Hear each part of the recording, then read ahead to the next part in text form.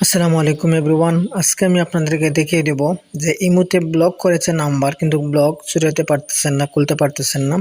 তো আপনারা শিখে নেবেন। তো আপনাদের ইমো নাম্বারটা, ইমো অ্যাপসটা ওপেন করবেন, তারপরে একটু নিচের দিকে চলে আসবেন। সেখানে দেখতে পারবেন যে সিম মোর নামে একটি অপশন আছে আপনার ইমোতে আসার পর। তো বন্ধুরা, সি মোড়ে আসার পর আপনারা দেখতে পারবেন এখানে যে সিকিউরিটি অ্যান্ড প্রাইভেসি নামে একটা অপশন আছে। ওই সিকিউরিটি অ্যান্ড প্রাইভেসির মধ্যে ক্লিক করবেন। দেখতে পারতেছেন সিকিউরিটি অ্যান্ড প্রাইভেসি লেখা আছে, ওইটার মধ্যে আপনারা ক্লিক করবেন। ওইটাতে ক্লিক করার পর বন্ধুরা দেখতে পারবেন আপনাদের সামনে এমন একটা ইন্টারফেস চলে আসবে।